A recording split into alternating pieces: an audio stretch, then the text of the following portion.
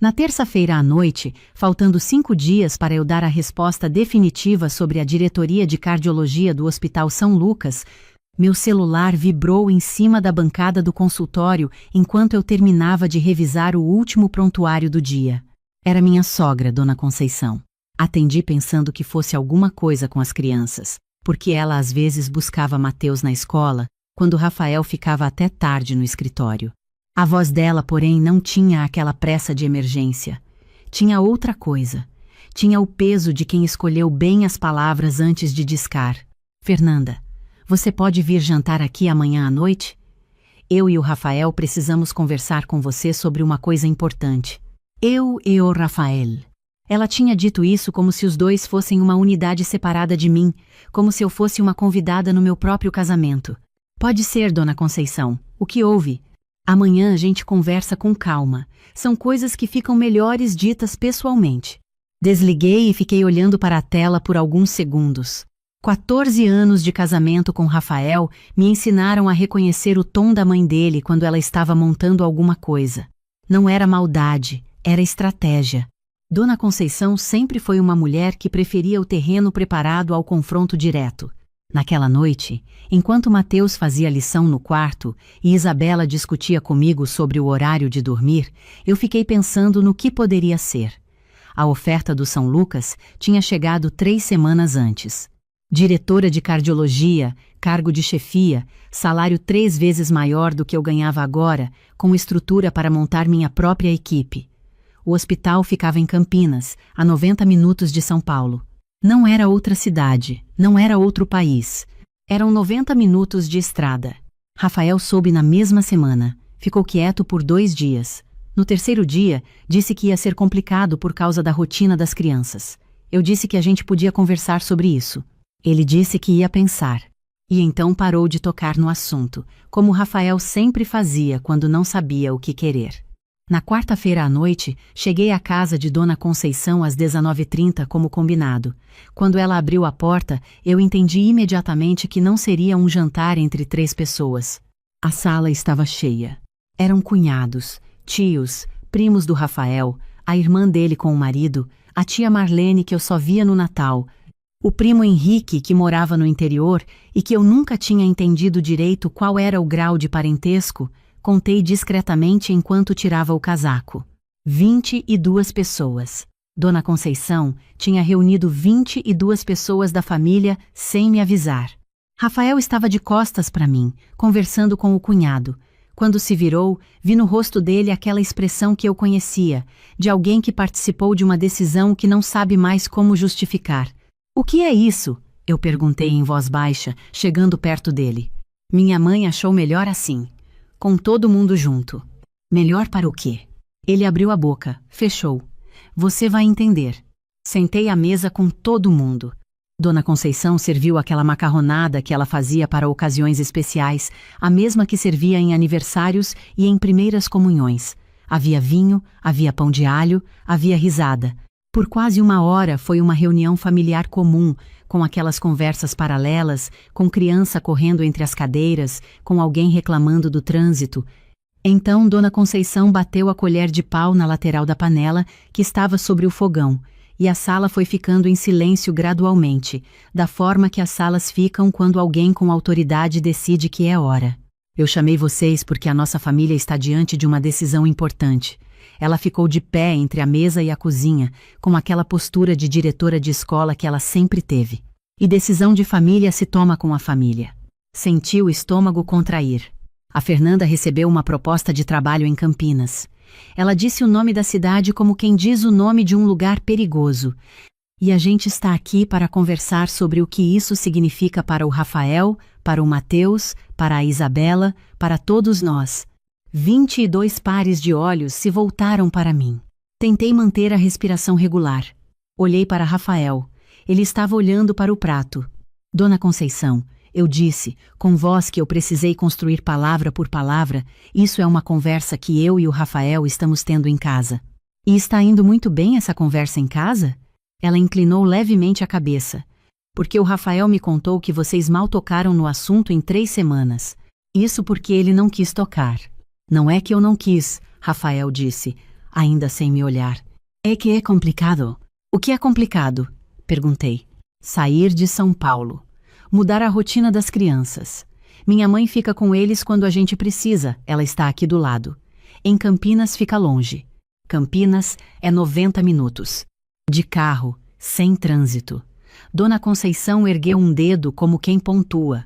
Com trânsito, em dia de chuva, com criança doente, com prova amanhã, é outra coisa. Eu respirei fundo.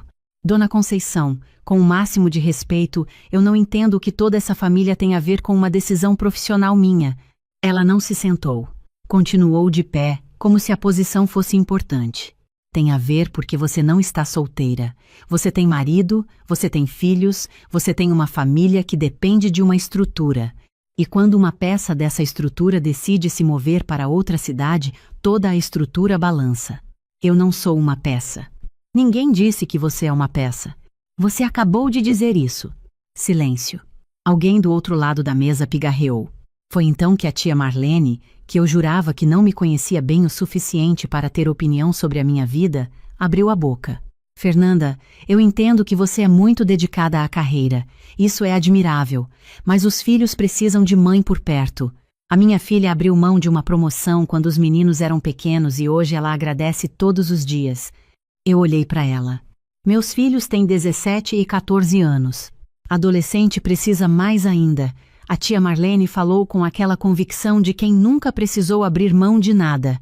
Adolescente precisa de presença, de mãe em casa para conversar, para perceber quando alguma coisa está errada.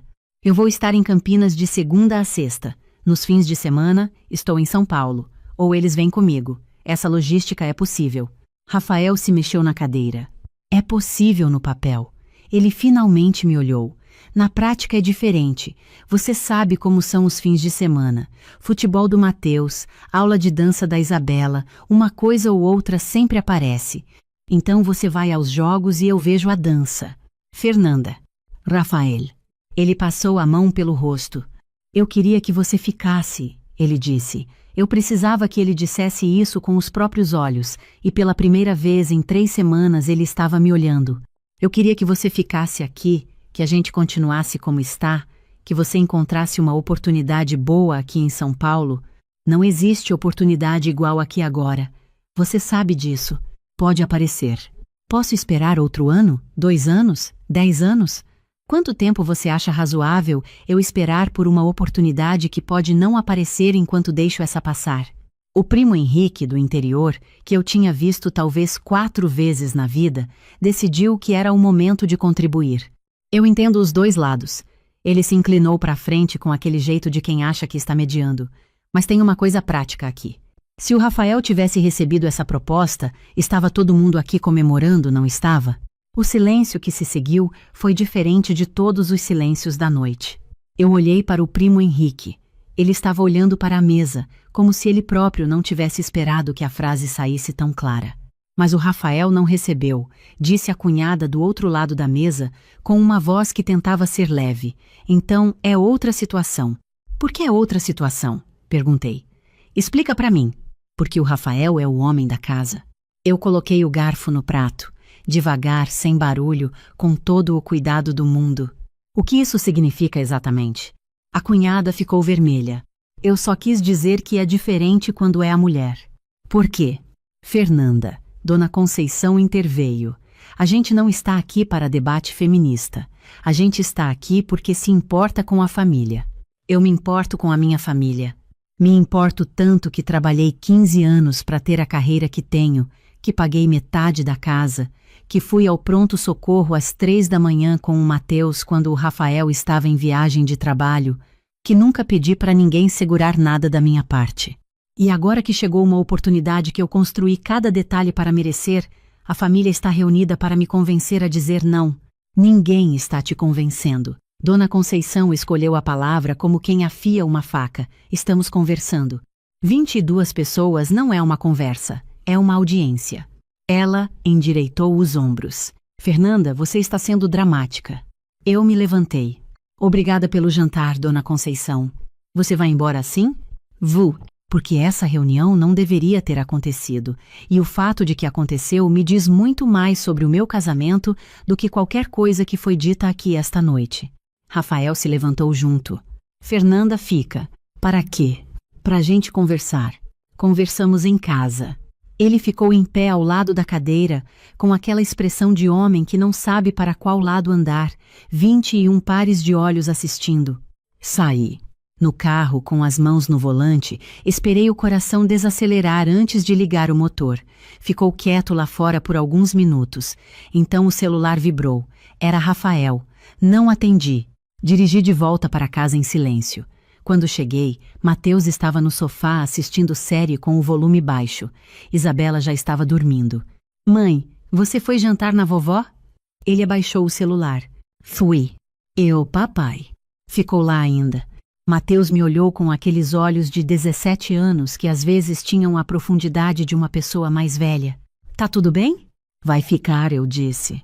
Fui para o quarto, sentei na beira da cama e fiquei assim por um tempo, olhando para a janela. Não era raiva o que eu sentia. Era aquela clareza fria que às vezes vem junto com as decisões que você evitou por muito tempo. Rafael chegou às 23. Ele entrou no quarto com aquele modo de andar de quem está preparado para uma discussão que não quer ter. Por que você foi embora assim? Porque foi armada uma emboscada na minha cara e você participou. Não foi uma emboscada. Você sabia que aquelas pessoas iam estar lá? Ele ficou quieto. Rafael. Você sabia? Minha mãe achou que seria melhor assim. Com a família reunida, mais fácil de conversar. Mais fácil de me pressionar. Fernanda. Você me levou para uma reunião de 22 pessoas, sem me avisar para me convencer a abrir mão da maior oportunidade da minha carreira. Como você chama isso? Ele sentou no canto da cama, do outro lado. Eu só quero que a gente continue junto. Aqui. Do jeito que está. O jeito que está não está bom, Rafael. Nunca esteve completamente bom. Você sabe disso e eu sei. Isso não é verdade. É sim. Você passa os problemas do nosso casamento para sua mãe antes de passar para mim. Toda vez que a gente tem uma decisão difícil, ela aparece no meio. No começo eu achei que era excesso de proximidade. Depois entendi que era outra coisa. Ela não aparece para ajudar. Ela aparece para decidir. Minha mãe só quer o melhor para a gente. O melhor para ela é você perto dela para sempre. E enquanto eu for o motivo pelo qual você um dia pode ir embora, eu sou o obstáculo. Isso é injusto. O que é injusto é eu ter ficado quieta por 14 anos achando que era sensibilidade minha. Ele se levantou, começou a andar pelo quarto. Então o que você quer? Quer aceitar o cargo e acabar com o casamento? Quero aceitar o cargo. A segunda parte vai depender de você. Depende de mim como? Se você é capaz de ser meu marido sem precisar da aprovação da sua mãe para cada passo, se você consegue ter uma conversa comigo sobre o nosso futuro sem antes ligar para ela, se você pode, por uma vez, ficar do meu lado quando ela estiver do outro. Ele parou no meio do quarto. Eu fico do seu lado. Você ficou de pé ao lado da cadeira lá na frente de todo mundo enquanto a sua tia dizia que eu devia ficar em casa porque mulher é diferente. Você não abriu a boca. Ela não quis dizer dessa forma. Ela quis exatamente dessa forma. E você sabe disso. Rafael ficou olhando para o chão. Vi nele o que tinha aprendido a reconhecer depois de muitos anos. Não era teimosia. Era o desconforto de alguém que enxerga a verdade e não sabe o que fazer com ela. Me dá uns dias para pensar, ele disse.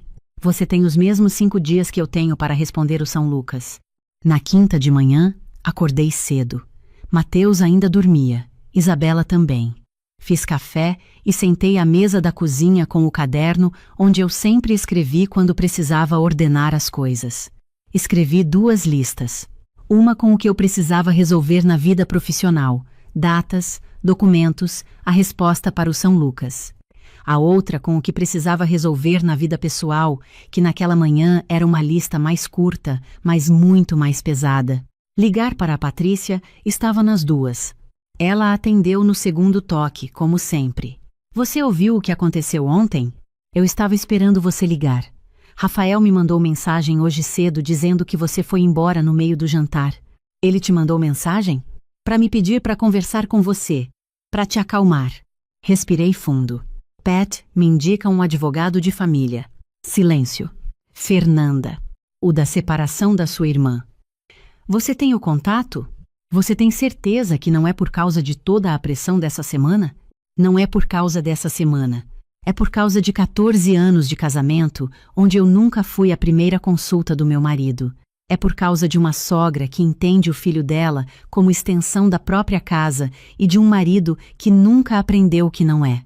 É por causa de ontem à noite, quando fui sentar para jantar na frente de 22 pessoas sem ter sido avisada do que estava esperando. Ela ficou quieta por alguns segundos. Ele fez o quê? Conto com calma.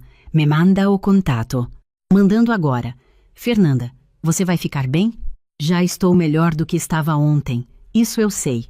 Na sexta de manhã, enquanto eu estava no consultório entre uma consulta e outra, meu celular começou a vibrar sem parar. Mensagens, notificações, uma atrás da outra. Abri o WhatsApp e vi que tinha sido adicionada a um grupo que se chamava Família Barros, com um ícone de coração ao lado do nome. 41 participantes. A mensagem de Dona Conceição estava lá, fixada no topo, enviada às 10h23 daquela manhã. Família amada, peço a oração e o apoio de todos nesse momento difícil. A Fernanda está passando por uma crise muito séria relacionada ao estresse do trabalho, que a levou a tomar decisões precipitadas que podem destruir o que construímos juntos em 14 anos. Quem puder ligar para ela com carinho e com palavras de sabedoria, por favor, faça. Ela precisa de apoio nesse momento. Li 2 vezes, depois uma terceira. Ela tinha dito crise, tinha dito que eu precisava de apoio. Para 41 contatos, incluindo pessoas que me conheciam há 14 anos como esposa do filho dela. Fechei o grupo. Coloquei o celular virado para baixo sobre a mesa. Atendi a próxima consulta, depois a outra. Fiz o que sempre fiz quando alguma coisa tentava me tirar do eixo no meio do dia de trabalho. Mantive o ritmo. Às 18, quando o consultório esvaziou, peguei as chaves do carro. Cheguei à casa de Dona Conceição 20 minutos depois. Ela abriu a porta antes de eu tocar a campainha, o que me disse que estava esperando. Que bom que você veio. Entra, a gente conversa com calma. Você mandou uma mensagem para 41 contatos dizendo que eu estou em crise e que precisam ligar para mim com palavras de sabedoria. Ela cruzou os braços com leveza, como quem está lidando com algo pequeno. Eu estava preocupada, Fernanda. A família precisa saber quando alguém está passando por um momento difícil. Que crise, Dona Conceição? Eu tenho o consultório cheio, tenho o retorno mais rápido da minha carreira nos últimos 3 anos, tenho uma oferta de diretoria e acordei hoje de manhã sabendo exatamente o que quero. Onde está a crise? Você está querendo destruir sua família. Eu não estou destruindo ninguém. Estou tomando uma decisão profissional que incomoda você, porque significa que o Rafael vai precisar aprender a ser marido sem a senhora do lado para orientar. Ela deu um passo em minha direção. Eu criei o Rafael sozinha depois que o pai dele foi embora. Trabalhei, me sacrifiquei, nunca coloquei nada na frente dele. E você acha que eu faço isso por interesse? Não acho que é por interesse, acho que é por amor. Mas o amor que a senhora tem pelo Rafael sufoca, e em algum momento da vida dele, ele vai ter que respirar por conta própria. Só que enquanto eu estiver lá, a senhora vai continuar usando o casamento como desculpa para nunca soltar. Os olhos dela ficaram brilhantes. Você é injusta. Pode ser que eu seja. Mas o que a senhora fez hoje tem nome, Dona Conceição. Dizer para 41 pessoas que eu estou em crise para que me liguem, pedindo para eu mudar de decisão não é cuidado. É pressão organizada. E se continuar, eu vou precisar tratar isso de uma forma que vai sair do âmbito da família. Ela ficou em silêncio. Eu desejo felicidades à senhora. De verdade. Mas a minha vida não vai mais passar pela aprovação da senhora para acontecer. Saí sem esperar resposta. No sábado de manhã, Patrícia veio tomar café comigo. Ficamos na varanda enquanto as crianças ainda dormiam, com o sol daquele inverno de São Paulo que aparece raro e você precisa aproveitar quando aparece. Você está bem de verdade? Ela me olhou por cima da xícara. Estou leve de um jeito que me assusta um pouco. Ela riu. É assim mesmo quando você para de carregar o que não é seu. À tarde, Rafael voltou para casa. Ele tinha ficado na mãe desde quarta. Quando entrou pela porta, estava com aquela expressão de quem dormiu mal vários dias seguidos. Posso conversar com você? Pode. Sentamos na sala. A casa estava em silêncio. Mateus tinha saído com amigos. Isabela estava no quarto. Fernanda, eu errei. Ele ficou olhando para as próprias mãos. Eu devia ter conversado com você antes. Devia ter dito para a minha mãe que não era o caminho. Eu devia ter feito muita coisa diferente. Devia. Eu me preocupo com a gente, com a nossa família. Mas eu acho que nessa preocupação eu deixei espaço para coisas que não deveriam ter entrado. Você deixou ela entrar no meio do nosso casamento porque é mais fácil do que ter as conversas difíceis comigo. Ele não discutiu. Você vai aceitar o cargo? Ele perguntou. Sim. E o nosso casamento? Isso depende de você mais do que de mim, Rafael. Eu disse isso na quarta e ainda é verdade. Se você é capaz de ser meu marido de verdade, sem intermediário, a gente tem o que conversar, mas eu não consigo mais funcionar num casamento onde a terceira pessoa na sala nunca vai embora. Ele ficou quieto por um tempo. Preciso pensar. Eu sei. Você tem o meu número. Na segunda-feira, liguei para o São Lucas e dei a resposta que eu sabia desde a semana anterior que ia dar. Confirmei o aceite para a diretoria. Combinei os detalhes, a data de início, as condições do contrato. Quando desliguei, fiquei um momento com o celular no colo, num silêncio que tinha textura diferente de todos os silêncios que eu conhecia. Era o silêncio de uma decisão tomada com a própria voz. Naquela semana, Dona Conceição tentou algumas coisas. Ligou para minha irmã dizendo que estava preocupada com minha saúde emocional. Ligou para uma colega de faculdade com quem eu tinha mantido contato ao longo dos anos, uma médica que trabalhava num hospital próximo ao consultório. A colega me ligou imediatamente para contar. Fui à casa de Dona Conceição pela segunda vez. Dessa vez sem raiva, com uma clareza diferente, mais fria. Ela abriu a porta mais cautelosa do que da vez anterior. Você ligou para a minha irmã e para a Cristiane dizendo que está preocupada com a minha saúde mental. Eu estava. Eu entendo que a senhora ama o seu filho. Eu entendo que criou ele sozinha e que esse amor é real. Mas o amor que sufoca não salva, Dona Conceição. Ele prende. E enquanto a senhora continuar usando as pessoas da minha vida para me pressionar, vou precisar tratar isso da forma que eu sei tratar, que é a única que a senhora ainda não tentou bloquear. Ela me olhou. Você está me ameaçando? Estou sendo clara. Existe uma diferença. Você vai destruir a família. A família já estava com um problema que todo mundo estava escolhendo não enxergar. Eu só parei de fingir que não estava. Virei e fui embora. Na quinta-feira, conversei com Mateus e Isabela. Chamei os dois para a sala depois do jantar, sem televisão, sem celular na mesa. Mateus cruzou os braços com aquele jeito dele de se preparar para uma notícia.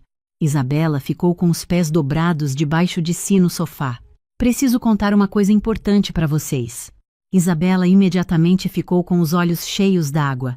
Ela sempre soube antes de ouvir. Eu e o papai vamos nos separar.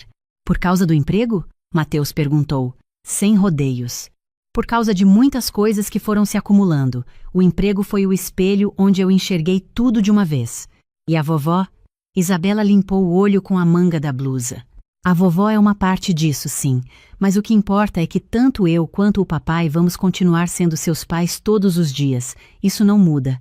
A gente vai morar com quem? Mateus perguntou. Comigo durante a semana quando eu estiver aqui. Com o papai também. A gente vai encontrar o arranjo que funcione melhor para vocês. Você vai para Campinas? Vou. Ele ficou olhando para a parede por alguns segundos. Eu sei, ele disse. O que você sabe? Que você vai aceitar. Faz tempo que eu sei. Mateus descruzou os braços. A senhora sempre foi a mais presente dos dois. O papai é legal, mas a senhora aparece em tudo. Nas reuniões de escola, nos treinos, na ida ao médico. O papai aparece quando dá. Eu olhei para ele. E você vai passar a semana longe? Vou, mas vou estar presente do jeito que sempre estive. Só que de um lugar diferente. Isabela se abraçou a mim sem aviso. Ficamos assim por um tempo, com Mateus observando com aquele modo dele de participar do que precisa participar, sem precisar de palavra para isso. Você vai brigar com o papai? Isabela perguntou no meu ombro. Não, Seu pai e eu nos respeitamos. A separação não muda isso. E a vovó vai continuar vindo aqui? Aqui vai ser a casa nova que eu vou escolher, e lá você é quem decide. Ela ficou quieta por um momento. Então tá bom. Nas semanas seguintes, Rafael foi mais tranquilo do que eu tinha imaginado. O advogado não foi necessário para a parte mais difícil. A guarda compartilhada foi acordada entre nós dois sem briga. A divisão foi honesta. Eu acho que, como acontece às vezes, a separação revelou uma versão do Rafael que o casamento tinha escondido. Fora debaixo da estrutura que a mãe dele tinha construído em torno da gente, ele foi mais direto, mais presente, mais ele mesmo. Dona Conceição ficou quieta depois da segunda visita. Não completamente. Eu soube por Mateus que ela ligava para o Rafael com mais frequência do que antes, mas o silêncio para o meu lado se manteve. Acho que ela entendeu que não havia mais o que fazer. Ou talvez tenha entendido que havia consequências que ela não queria testar. Encontrei um apartamento em São Paulo, no bairro que eu tinha querido morar quando era estudante e nunca tinha conseguido. 3 quartos. O segundo andar de um sobrado, com uma janela grande na sala que pegava o sol da tarde. Isabela escolheu a cor da cortina do quarto dela, amarelo, que não era exatamente o que eu teria escolhido, mas era o quarto dela. Mateus levou 2 dias organizando os livros numa estante nova por tema e depois por autor dentro de cada tema, com aquele perfeccionismo tranquilo que ele tinha desde pequeno. Em Campinas, o primeiro dia na diretoria foi de um nível de intensidade que eu esperava, mas que ainda me pegou de surpresa. A equipe era maior do que eu tinha gerenciado antes, as responsabilidades tinham outra escala, a reunião das 8h com a superintendência durou 2h30. Quando sentei no meu gabinete com o café que uma assistente tinha deixado na mesa, olhei para a placa na porta. Drontar. Fernanda Aguiar, diretora de cardiologia. 15 anos. Tinha 15 anos naquele nome. Tinha as madrugadas estudando quando Mateus tinha cólica, e eu ficava com ele no colo com o caderno aberto do outro lado. Tinha as provas que não passaram e as que passaram por margem fina. Tinha os plantões que nunca acabavam e os colegas que me perguntavam se eu ia desacelerar quando os filhos ficassem maiores, como se desacelerar fosse uma etapa natural do crescimento. Tinha a noite de quarta-feira quando minha sogra reuniu 22 pessoas, achando que podia apagar tudo isso com macarronada e família em torno da mesa. Não pôde. 2 meses depois de tudo, Mateus me mandou mensagem numa tarde de terça, enquanto eu estava saindo de uma reunião em Campinas. Sem emoji, sem figurinha, do jeito que ele mandava quando queria dizer algo que importava, sem parecer que estava fazendo um discurso. Você sabia que minha professora de história pediu para a turma escrever sobre alguém que admira? Eu disse que não sabia. Escrevi sobre você, sobre o concurso, sobre a época que você estudava com a gente pequeno, sobre a semana passada. Fiquei parada no corredor do hospital por alguns segundos. Que nota você tirou? 10. E ela me pediu para perguntar se você viria falar para a turma um dia. 1 mês depois, fui. Passei 1 hora com 36 alunos do 3º ano do ensino médio num auditório que cheirava a giz e ar-condicionado. Contei a história sem abreviar as partes difíceis, sem fingir que havia sido simples, sem omitir as vezes em que eu duvidei. Uma menina de cabelo cacheado levantou a mão no final. Doutora Fernanda, e se a família não tivesse aceitado? E se eles tivessem ficado com raiva? Olhei para ela. Tinha alguma coisa nos olhos dela que eu reconheci de uma época em que eu também achava que amor e custo eram a mesma coisa. Eles aceitaram porque eu não pedi permissão. Tomei a decisão e comuniquei. Existe uma diferença enorme entre pedir licença para existir e existir com responsabilidade pelo próprio caminho. Não pedi para a minha sogra aceitar. Não pedi para o meu marido aceitar. Comuniquei o que eu tinha decidido, me responsabilizei pelas consequências e segui. Isso não é egoísmo, é respeito por si mesma. Outra mão. Mas você não sentiu culpa? Todos os dias. Eu parei um momento. A culpa não desaparece da noite para o dia, mas aprendi a identificar de onde ela vinha. Ela não vinha de mim. Vinha de 14 anos sendo ensinada que querer demais era um problema de mulher ambiciosa. Quando entendi isso, a culpa foi perdendo o tamanho que tinha. Saí da escola com Mateus caminhando ao meu lado. 2 quarteirões em silêncio. Então ele disse, olhando para a frente: Parecia que você estava falando para elas e para você ao mesmo tempo. Parei na calçada. Ele parou junto. Estava.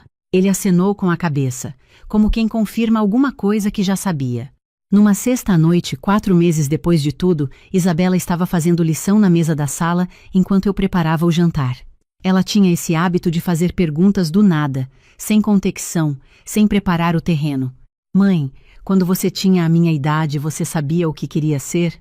Sabia que queria fazer alguma coisa com medicina. O que exatamente, demorei para descobrir. E quando descobriu que queria ser cardiologista, na residência, mas demorei para acreditar que era para mim. Por quê? Porque havia pouca gente que se parecia comigo naquele espaço. E quando você não vê ninguém igual a você em algum lugar, fica difícil acreditar que você pode estar lá. Ela parou de escrever. Mas agora você está lá. Agora estou. Ela voltou para a lição. Ficou quieta por uns 3 minutos. Então disse, sem levantar os olhos do caderno: Mãe, eu quero ser médica também. Mas não cardiologista. Quero fazer pediatria. Desde quando? Desde que você contou que a banca da residência reprovou você na primeira vez e você fez de novo, achei bonito não parar. Olhei para ela com a espátula parada no ar. Você pode ser o que quiser. Mesmo se casar, mesmo se tiver filhos, mesmo se alguém disser que você está escolhendo o trabalho em vez da família. Você não precisa escolher. Você pode ser tudo. E se alguém pedir para você ser menos para ele se sentir mais, essa pessoa não é parceiro, é obstáculo. Ela anotou alguma coisa no caderno. Não perguntei o quê. Naquela noite, depois que Isabela dormiu, fui até a janela do apartamento com uma taça de vinho. A cidade estava acesa lá embaixo, com aquele movimento de São Paulo que nunca para completamente, aquele ruído de fundo que eu sempre gostei e que me fazia sentir dentro de algo maior. Rafael tinha me ligado alguns dias antes. Disse que estava aprendendo a tomar as próprias decisões. Disse isso sem contexto, como quem está relatando uma descoberta recente. Como está sendo? Eu perguntei. Difícil, mas diferente do que eu esperava, mais tranquilo em alguns momentos. Sai. Você estava certa sobre muita coisa. Eu sei disso também. Ele riu levemente. Nunca mudou, né? Nunca. Desliguei com mais suavidade do que eu esperava sentir. Fiquei olhando para as luzes por um tempo longo. Eu tinha 40 anos. Era diretora de cardiologia. Era mãe de 2 filhos que me surpreendiam toda semana de um jeito diferente. Tinha uma amiga que aparecia toda quinta com vinho e com a disposição de ficar até tarde conversando sobre tudo e sobre nada. Tinha um apartamento que eu tinha escolhido cada detalhe, cada cor, cada disposição de móvel, com a mesma precisão com que eu escolhia o tratamento de cada paciente. Tinha um gabinete com meu nome na placa. Tinha uma vida que eu tinha construído, deixado ficar torta por alguns anos e encontrado de volta. Não tinha chegado até aqui apesar do que aconteceu. Tinha chegado por causa do que aconteceu. Cada noite em que alguém tentou me convencer de que eu ocupava espaço demais, me ensinou que espaço não se pede. Espaço se ocupa. Que mulher que sabe quem é, não precisa de permissão para ser. Por 14 anos, eu existia dentro de um conjunto de papéis, esposa de, mãe de, nora de, e não havia nada de errado com esses papéis. Eu os amava, ainda os amava. Mas debaixo deles havia uma pessoa inteira que não cabia só nesses nomes. Agora eu era tudo ao mesmo tempo, e não havia absolutamente nada de errado com isso. Terminei o vinho, apaguei a luz da sala, fui dormir. De manhã, eu tinha reunião às 8 com a equipe de hemodinâmica. E eu ia estar lá inteira, pronta, com o meu nome na placa e os meus 15 anos nas costas, como sempre deveria ter sido desde o começo. Era uma quarta-feira à noite, 4 dias antes de embarcar para Amsterdã, quando meu marido chegou em casa com aquela expressão que eu já conhecia de cor. Não era o cansaço do trabalho, era outra coisa. Algo preparado. Eu estava sentada na mesa da sala, com um notebook aberto e 3 rolos de planta espalhados ao redor, revisando pela última vez os cálculos estruturais da ponte sobre o canal Westerdock. 18 meses de projeto. Reuniões em 6 países. Uma licitação internacional onde eu havia apresentado pessoalmente, em inglês e em holandês com sotaque péssimo, que fiz questão de aprender, porque o projeto merecia isso. O projeto era meu.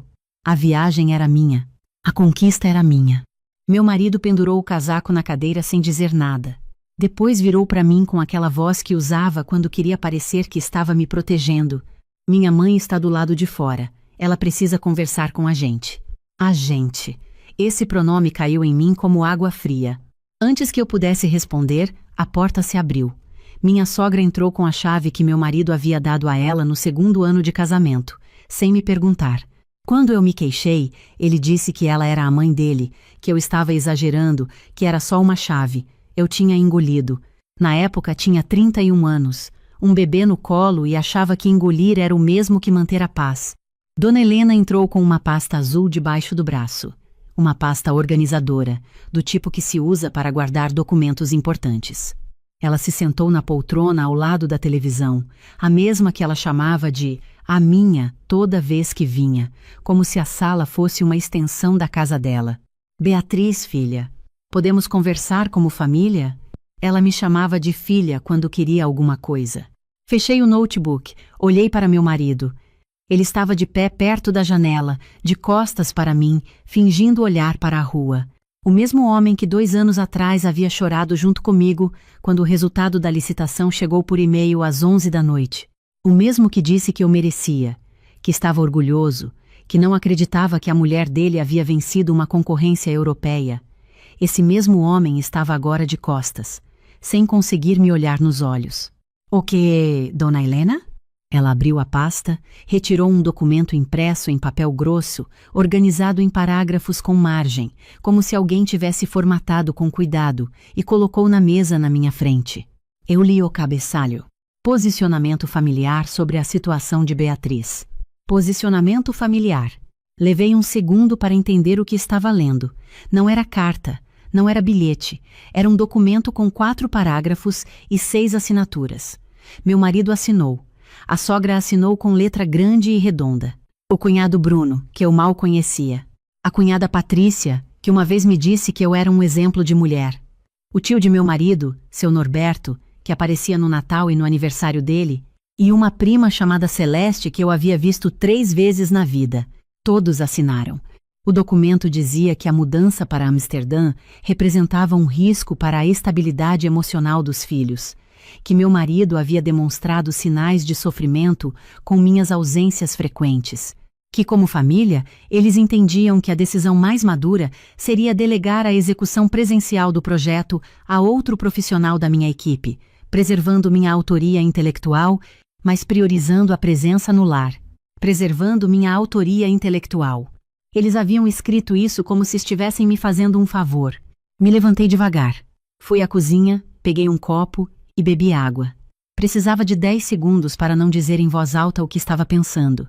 Quando voltei, minha sogra segurava a pasta no colo com as 2 mãos, com uma expressão de quem havia acabado de entregar uma solução. Marcos. Elle se virou. Você assinou isso? Ele abriu a boca. Fechou. Depois disse. B. Você vai ficar quase 1 ano fora.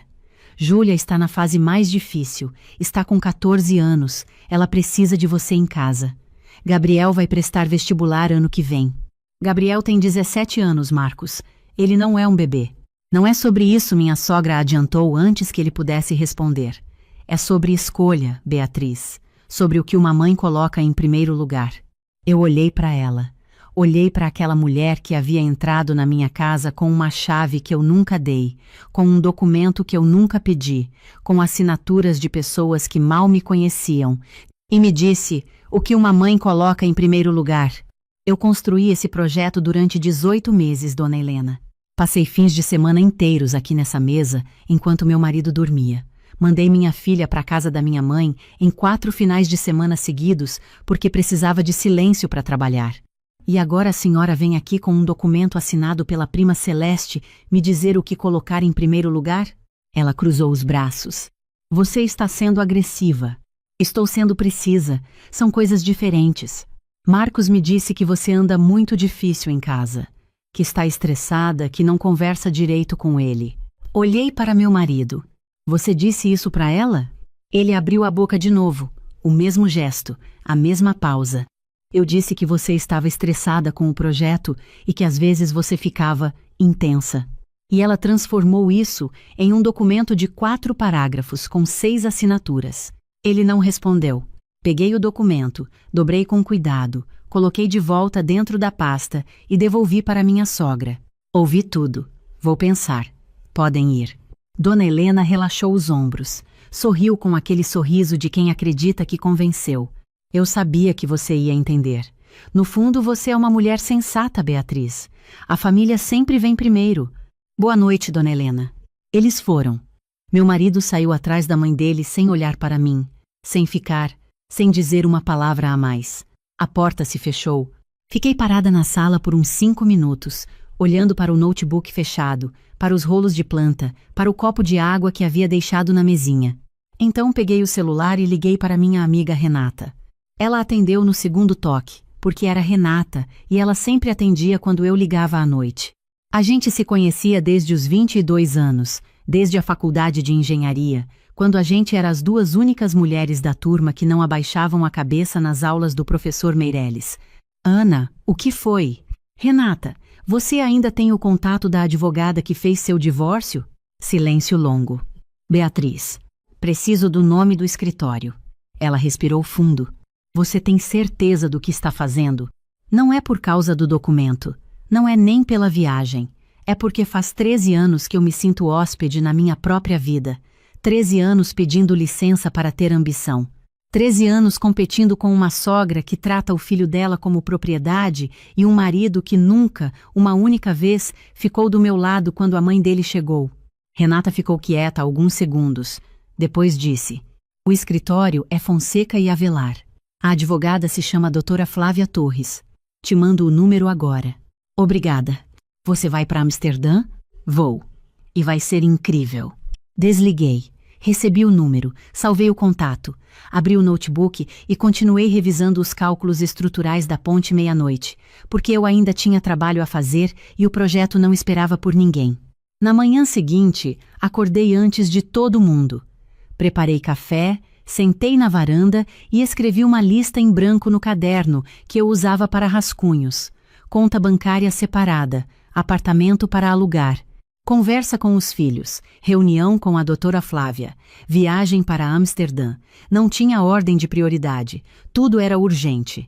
Quando meu marido desceu as escadas, eu estava terminando o café. Ele trouxe pão de queijo da padaria da esquina, o mesmo que eu gostava, desde que a gente tinha se mudado para aquele bairro. Às vezes ele ainda fazia esse tipo de coisa. Pequenos gestos de um homem que me confundiam por uma fração de segundo, me fazendo esquecer por um instante que um homem bom e um marido presente são coisas muito diferentes. Marcos, senta. Ele sentou com um meio sorriso no rosto. Ainda achava que o documento havia funcionado. Vou para Amsterdã no domingo, como estava planejado. Vou assinar o contrato, vou executar o projeto. Quando eu voltar, em 10 meses, vou dar entrada no divórcio. O sorriso desapareceu. Ok, você me ouviu. Você está me deixando por causa de uma viagem? Não estou te deixando por causa de uma viagem. Estou encerrando nosso casamento por causa de 13 anos, sendo a última prioridade. Por causa de um documento com a assinatura da sua família, me pedindo para desistir do maior projeto da minha carreira. Por causa de um marido que deixou a mãe dele entrar na nossa casa, sentar na nossa sala e me apresentar um papel como se eu fosse uma funcionária que precisava de autorização. Minha mãe só queria ajudar. Sua mãe quer controlar. E você sempre deixou. Ele se levantou, bateu a mão na mesa. Não com força, mas com frustração. Com aquela frustração de quem sabe que perdeu um argumento, mas não quer admitir. Você não pode fazer isso. As crianças, Beatriz. Pensa nas crianças. As crianças vão ter uma mãe feliz e realizada. Isso vale mais do que uma mãe presente e apagada. Ele pegou o celular. Eu sabia para quem ia ligar. 40 minutos depois, Dona Helena estava na minha sala pela segunda vez. Dessa vez de manhã, com o cabelo arrumado, como se tivesse se preparado para uma reunião. Meu marido sentou no sofá ao lado dela. Eu fiquei de pé perto da janela, porque não ia me sentar na poltrona que ela chamava de dela. O que é essa história, Beatriz? A senhora ouviu. Você vai destruir essa família por causa de uma ponte na Holanda? A família já estava destruída. Eu só estava fingindo que não estava. Ela abriu os braços num gesto dramático que eu conhecia de memória.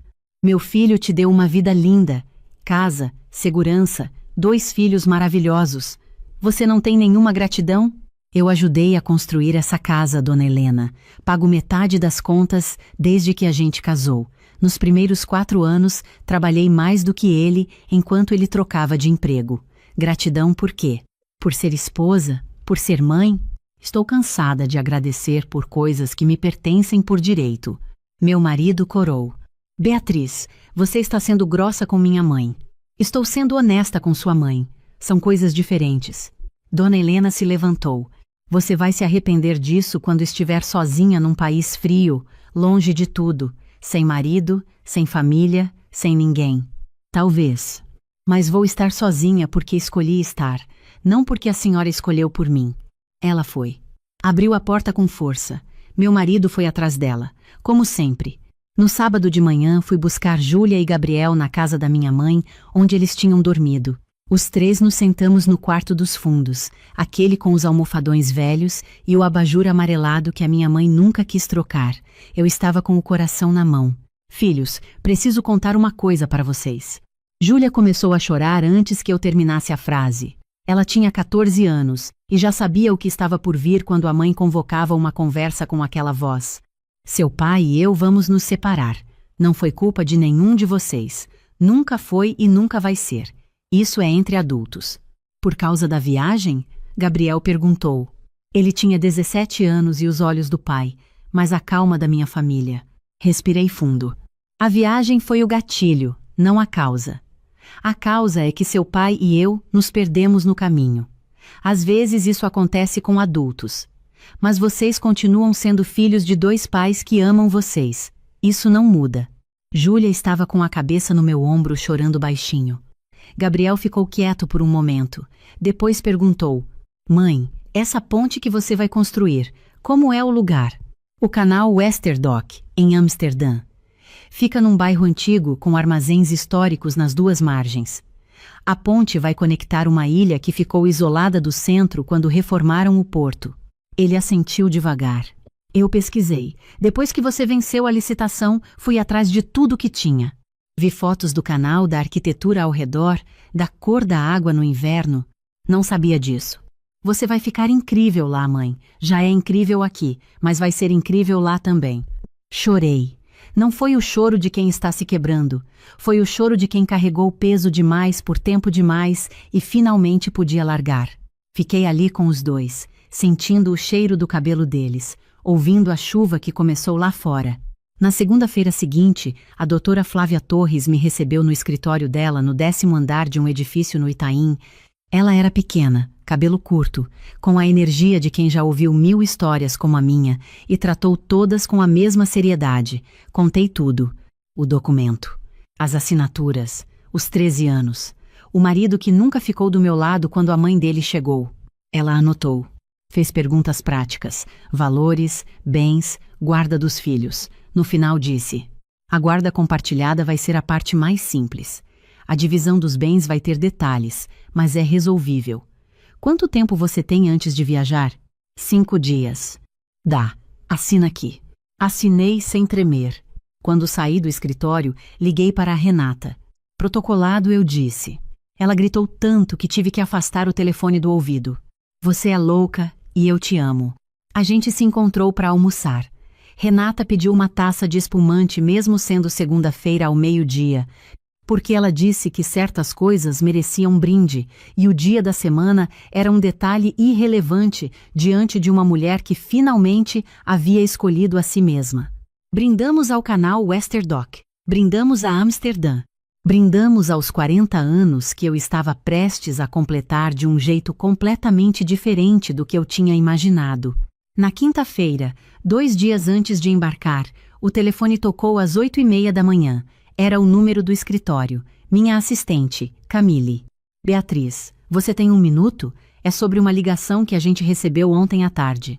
Meu estômago virou. Quem ligou? Ela hesitou. Uma senhora que se identificou como sua sogra. Ela pediu para falar com o engenheiro Pedro Alencar. Disse que a senhora estava passando por um colapso emocional grave por causa da separação e que isso poderia comprometer a execução do projeto. Sugeriu que talvez a empresa devesse reconsiderar a responsável pela viagem a Amsterdã. Fechei os olhos. O que Pedro respondeu? Yele, riu, discretamente. Depois disse que as decisões sobre escopo de projeto não são influenciadas por opinião de familiares e que ela poderia entrar em contato com o departamento jurídico se tivesse alguma objeção formal. Depois me pediu para te avisar. Obrigada, Camille. Vou ligar para o Pedro. Pedro atendeu no primeiro toque. Pedro, preciso me desculpar pelo que aconteceu. Você não tem nada para se desculpar. Eu precisava te contar, mas você não deve se desculpar por algo que não fez. Vai para Amsterdã no sábado? Vou. A gente se vê em junho, quando eu for inspecionar a fase 2. Me manda foto do canal quando chegar. Desliguei. Fiquei alguns segundos parada, sentindo uma raiva tão limpa, tão clara, que quase parecia calma. Depois peguei as chaves do carro e fui diretamente à casa da minha sogra. Ela abriu a porta com aquele sorriso cauteloso de quem precisa de tempo para avaliar o terreno. Beatriz, que surpresa! Entra! A senhora ligou para o meu escritório. O sorriso tremeu levemente. Eu estava preocupada, filha.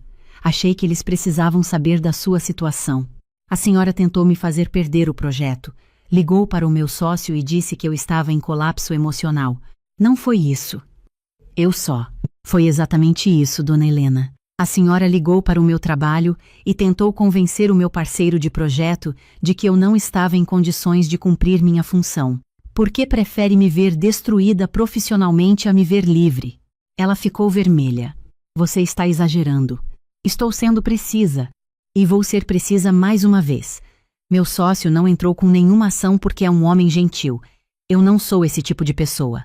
Se a senhora voltar a ligar para qualquer pessoa do meu círculo profissional, qualquer um, vou consultar um advogado. Está entendido? Ela abriu a boca. Está entendido, dona Helena? Você está ameaçando a mãe do seu marido. Do meu ex-marido. E não é ameaça, é informação. Dei as costas e fui embora sem esperar resposta. Entrei no carro, coloquei o cinto de segurança, respirei fundo, olhei no retrovisor e vi meu próprio rosto. Estava diferente. Não sabia explicar exatamente como. Era o mesmo de sempre, mas havia algo que não estava mais lá. Algo que eu havia carregado por 13 anos e que, sem perceber, havia deixado para trás naquela calçada. No sábado de manhã, o aeroporto estava cheio como sempre. Renata veio me deixar. Gabriel e Júlia insistiram em vir, os dois com cara de sono às 6 da manhã, mas irredutíveis. Júlia me abraçou forte na frente do portão de embarque e ficou quieta por um tempo. Depois disse: Mãe, quando a ponte ficar pronta, a gente pode ir a Amsterdã ver? Podem. Você reserva um hotel com vista para o canal? Prometo. Gabriel estava com as mãos nos bolsos, tentando parecer desligado do jeito que adolescente de 17 anos tenta parecer. Mas quando fui me despedir dele, ele me abraçou com aquele abraço que já era maior do que eu, mas que ainda apoiava a cabeça no meu ombro. Mãe, eu recortei a matéria do jornal que saiu quando você ganhou a licitação. Colei no meu caderno de matemática, do lado do rascunho de cálculo que você me ensinou quando eu tinha 9 anos. Voltei a chorar. Renata me deu um lenço. Vai, ela disse. O mundo está esperando. Amsterdã me recebeu com frio seco e um céu cinza que tinha uma qualidade de luz que eu nunca havia visto antes. No aeroporto, o ar cheirava diferente. A cidade era mais quieta do que eu esperava, mais ordenada, com aquela sensação de lugar que funciona, porque as pessoas decidem que vai funcionar. O apartamento que o escritório havia alugado era compacto, com janelas altas e vista para um pátio com tijolos antigos e uma bicicleta laranja encostada na parede. Larguei a mala no chão, abri o notebook, mandei mensagem para os filhos dizendo que tinha chegado e fui dormir. No dia seguinte, fui ao canal Westerdock. Fiquei parada na margem, no ponto exato onde a ponte ia nascer, e olhei para a água. O canal era largo, quieto, com reflexos das fachadas holandesas se movendo devagar na superfície. As margaritas estavam florindo numa faixa de terra do lado oposto. Uma garça parou na pedra à minha frente e ficou tão imóvel que parecia desenhada. Tirei uma foto e mandei para Pedro. Ele respondeu com um emoji de capacete. Mandei outra para Gabriel e Júlia. Júlia respondeu com 6 corações. Gabriel respondeu: incrível. Mandei uma última para Renata, que estava dormindo porque eram 4 da manhã no Brasil, mas ela respondeu do mesmo jeito: você conseguiu. Assinei o contrato na tarde daquela segunda-feira. Era uma sala com janelas do chão ao teto e representantes da prefeitura de Amsterdã do outro lado de uma mesa comprida. Minha mão não tremeu, nem por um segundo. As semanas seguintes foram intensas. Reuniões, visitas à obra, ajustes de projeto, conversas com a empresa de construção local, que tinha uma forma de trabalhar diferente da que eu estava acostumada e que me obrigou a reaprender algumas coisas que eu achava que já sabia. Dormi pouco, trabalhei muito, mas era um tipo de cansaço diferente de tudo que eu havia sentido antes. Era o cansaço de quem está exatamente onde precisa estar. Meu marido tentou me ligar 4 vezes na primeira semana. Não atendi. Mandei mensagem dizendo que qualquer comunicação sobre os filhos deveria ser por escrito e que questões do processo iam direto para a Drum Flávia. Ele respondeu: tudo bem. Me surpreendeu. Talvez ele também tivesse sentido algum alívio. Dona Helena mandou mensagem uma vez. Disse que havia rezado por mim e que esperava que eu me arrependesse enquanto havia tempo. Bloqueei o número. Júlia e Gabriel ligavam toda noite às 9, horário de Amsterdã. A gente ficava na chamada por 40 minutos, às vezes 1 hora. Júlia me contava sobre a escola, sobre o grupo de dança que havia entrado, sobre o gato que ela queria que eu deixasse adotar quando eu voltasse. Gabriel me mostrava os projetos que estava fazendo nas aulas de física, me fazia perguntas técnicas sobre a estrutura da ponte, sobre tensão em cabos, sobre como eu havia calculado a carga do tráfego. Uma noite ele perguntou: mãe, você sofreu muito para chegar onde você está? Pensei antes de responder. Sofri, mas grande parte do sofrimento era desnecessário. Era eu que acreditava que precisava pedir permissão para ser quem eu era. E se alguém pede para você ser menos? Se você não tiver cuidado, deixa. Ele ficou quieto. Depois disse: mãe, eu acho que você devia ter ido antes. Dei uma daquelas risadas que saem sem avisar. Você está certo, filho. Em março, 5 meses depois de chegar, Pedro me ligou dizendo que uma universidade de Amsterdã queria que eu desse uma palestra sobre o processo criativo do projeto para alunos do último ano de engenharia civil. 100 e poucos estudantes. Aceitei. Preparei a apresentação numa tarde de domingo com chuva e um chá de maçã com canela que eu havia descoberto num mercadinho perto de casa. Não era uma palestra técnica. Ou melhor, era técnica, mas não era só sobre números. Era sobre o momento em que você decide não desistir, sobre onde você coloca o seu nome. No dia da palestra, a sala estava cheia antes de eu entrar. Na primeira fileira tinha uma menina com cabelo preso que ficou com a caneta na mão o tempo todo. No fundo, 3 rapazes com aquela expressão de quem não queria estar ali, mas acabaram prestando atenção. Falei por 45 minutos. Mostrei os rascunhos originais do projeto, os primeiros feitos à mão numa madrugada quando a ideia de usar cabos inclinados em vez de pilares centrais surgiu enquanto eu tomava café fria e olhava para uma foto do canal. Mostrei as versões que foram rejeitadas, apontei os erros, expliquei o que aprendi com cada um. No final, a menina da primeira fileira levantou a mão. E quando a família não apoia? Quando acham que você está exagerando? Olhei para ela e vi todas as versões de mim mesma que já fui. A jovem de 23 anos que entrou na faculdade acreditando que ia mudar o mundo.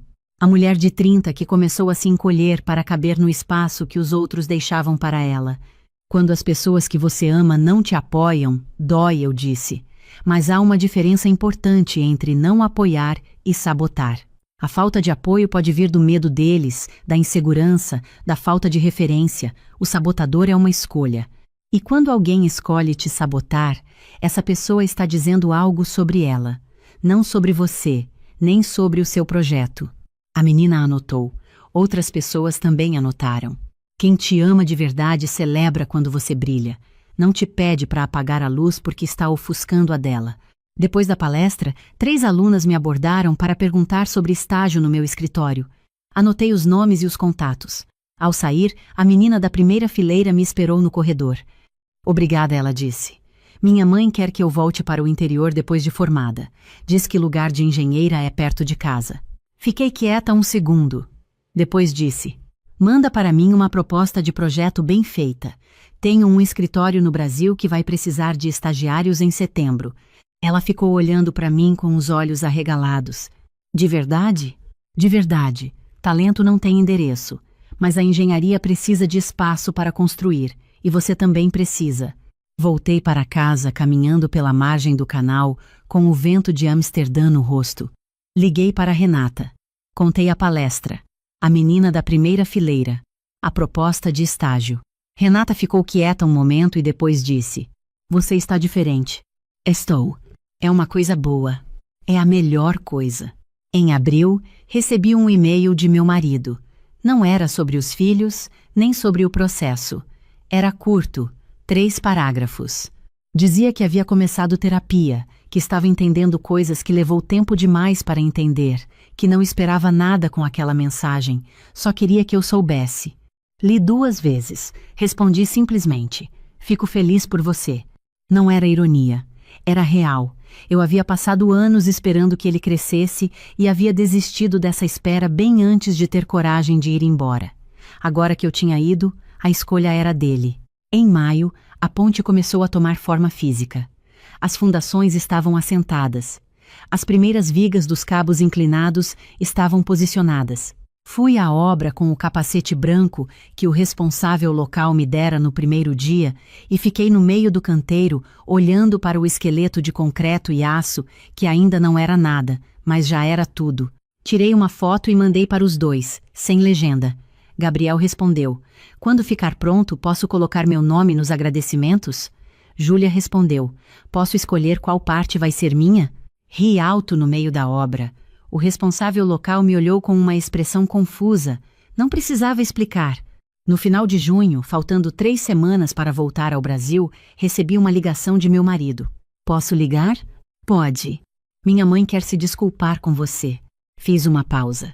Marcos, diz para ela que eu desejo o melhor para ela, mas o pedido de desculpa não é o que eu preciso para ter uma vida boa. Ela pode se arrepender do documento, pode se arrepender de ter ligado para o meu escritório, mas a minha vida não depende do arrependimento dela para ser boa. Ele ficou quieto. Eu não fui um bom marido, Beatriz. Você foi o marido que sabia ser. Esse marido não foi suficiente para mim, mas isso não faz de você uma pessoa ruim. Só quer dizer que a gente não era certo um para o outro. Você está bem? Olhei pela janela do apartamento. A chuva havia parado. Havia uma luz dourada caindo sobre os tijolos do pátio e a bicicleta laranja, que continuava encostada na parede depois de todos esses meses. Estou melhor do que fiquei em muito tempo, Marcos. Ele não respondeu imediatamente. Depois disse: fico feliz e sinto muito por ter demorado tanto para entender o que estava errado. Aproveita o tempo que você tem agora. Desliguei. Fiquei sentada um momento, esperando sentir alguma coisa pesada. Não senti. Era leve. A leveza de quem fechou um capítulo de verdade.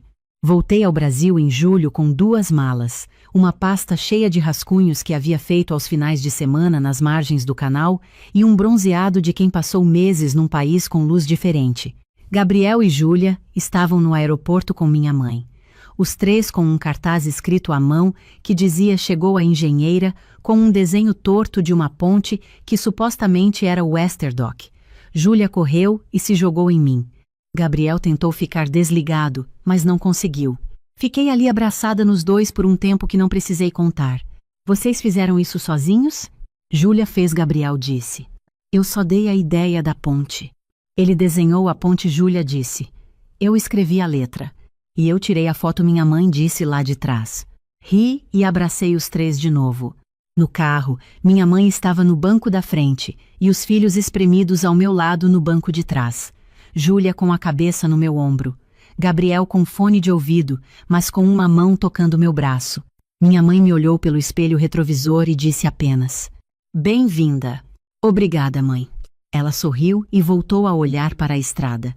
Quando cheguei ao apartamento que havia alugado antes de embarcar, pequeno, com 2 quartos para os filhos e uma sala que virava escritório à noite, larguei as malas no quarto e fui até a janela. Tinha vista para a praça, igual ao que eu havia escolhido. Havia crianças jogando bola, uma mulher lendo no banco, pombos circulando em volta de algo que não dava para ver dali. Liguei para Renata. E então? Chegou em casa. Como é? Olhei para a praça, para o fim de tarde de julho dourado, para as crianças que estavam brigando de um jeito que só podia ser amor disfarçado de irritação. É meu, eu disse. É completamente meu. Ela fez o silêncio de quem entende sem precisar de explicação. Almoço sexta? Você, eu e uma garrafa de vinho que estou guardando desde março. Combinado. Desliguei. Fui desfazer as malas. Coloquei os rascunhos do canal em cima da mesa da sala, um ao lado do outro, com a luz da tarde caindo sobre eles. Olhei meu próprio reflexo no vidro da janela. Uma mulher de 40 anos, engenheira civil, mãe, autora de uma ponte em Amsterdã que vai abrir em 2 anos com o meu nome na placa de identificação. Dona de um apartamento com vista para uma praça. Dona de uma lista de estagiários com talento que precisa de espaço. Dona de si mesma. 3 meses depois de voltar, Júlia perguntou uma noite no jantar, ainda com a boca meio cheia de arroz. Mãe, quando eu crescer posso escolher qualquer profissão que eu quiser? Pode, meu amor, especialmente aquela que ninguém na família fez antes. E se meu marido não quiser? Olhei para ela. 14 anos, e uma pergunta que era muito maior do que parecia. Júlia, se alguém que você ama um dia te pedir para ser menos do que você é, essa pessoa não está te amando, está te diminuindo. São coisas muito diferentes. Ela pensou, então eu posso ser engenheira? Pode ser o que quiser. Engenheira, médica, a mulher que inventa uma coisa que ainda não existe. Você não precisa escolher entre o que você ama fazer e as pessoas que você ama. Pode ter os dois. E se alguém disser que não pode, essa pessoa está errada. Gabriel, que estava fingindo que não ouvia, disse sem levantar o olho do prato. Eu já sabia disso. Júlia jogou um guardanapo nele. Eu ri. Era uma terça-feira à noite. A janela estava aberta, entrava a brisa da praça, o jantar estava na mesa, e meus filhos brigavam do jeito que é amor disfarçado de irritação. Existia faz 13 anos, achando que essa era a vida que eu tinha. Levei 13 anos para perceber que a vida que eu queria estava me esperando com paciência do outro lado de uma decisão que só eu podia tomar. Eu não destruí meu casamento. O que se destruiu foi a ilusão de que ficar quieta era o mesmo que ser feliz. E quando eu finalmente parei de ficar quieta, quando eu disse em voz alta o nome do que eu queria, descobri que o mundo não desabou, meus filhos não se perderam, minha carreira não acabou. O que acabou foi o peso. E sem o peso sobrou espaço. Espaço para trabalhar de verdade, para rir de verdade, para acordar de manhã e querer o dia que está vindo, em vez de temer o que ele vai exigir de mim. Hoje, quando eu acordo, a primeira coisa que penso não é o que os outros esperam de mim. A primeira coisa que penso é, o que vou construir hoje? E essa pergunta, depois de tudo, continua sendo a mais bonita que eu conheço.